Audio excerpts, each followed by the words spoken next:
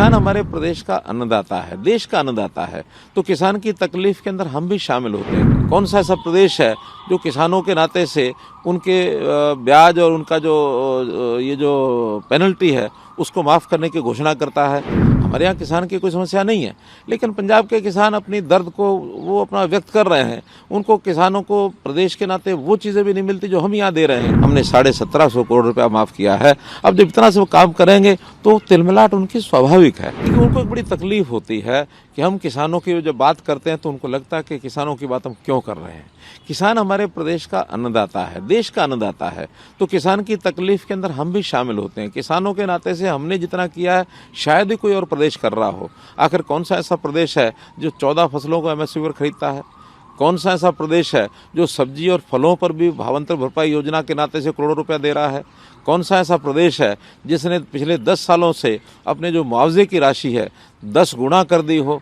कौन सा ऐसा प्रदेश है जो किसानों के नाते से उनके ब्याज और उनका ये जो पेनल्टी है उसको माफ़ करने की घोषणा करता है? हमने 1750 करोड़ रुपया माफ़ किया है। अब जब इतना से वो काम करेंगे तो तिलमिलाट उनकी स्वाभाविक है।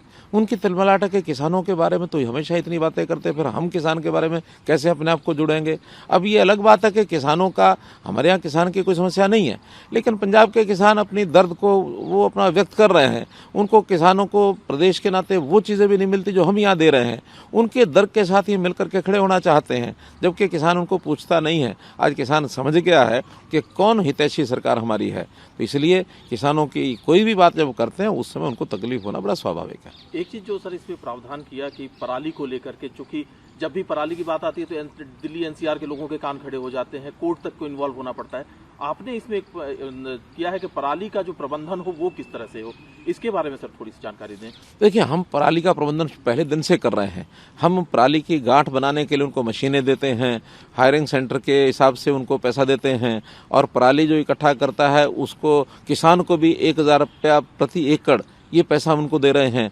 और पराली को जो उपयोग करता है, जो उसको मानो उसका कोई बाई प्रोडक्ट बना करके, चाहे उसमें एथेनॉल बनाता है, चाहे उसके अंदर बिजली पैदा करता है, चाहे जो ब्रिकेट्स बनाते हैं कोयला बना करके और उसको कहीं उपयोग करने के लिए, जैसे थर्मल प्लांट में उपयोग होता है, तो ऐसी इंडस्ट्री को हम एक प्रकार से उसको आगे बढ़ाते हैं। तो ऐसे किसान को भी लाभ होता है, इंडस्ट्री को भी लाभ होता है, पर्यावरण भी लाभ होता है।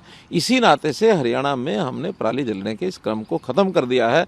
जबकि पंजाब, जो आम आदमी पार्टी जो हमेशा दिल्ली का शोर मचाती है कि भी पराली जल के यहाँ आ गई, पराली जल के आ गई, हमारा कहना है हरियाणा में तो पराली जलती ही नहीं है। अब पंजाब की जली हुई पराली वहाँ पहुँचती है तो या तो वो झूठ बोलते हैं, और या अगर जलती है तो उसकी जिम्मेदारी भी उन्हीं की है। तो पंजाब में शासन तो उन्हीं का है। आज जब सैटेलाइट के फोटोज़ आते हैं, उस सैटेलाइट फ़ोटो में यानी अगर अंतर देखा जाए तो 10 और 100 का है। अगर हमारे यहाँ 10 केसेस होते हैं, उनके यहाँ 100 केसेस होते हैं ऐसे।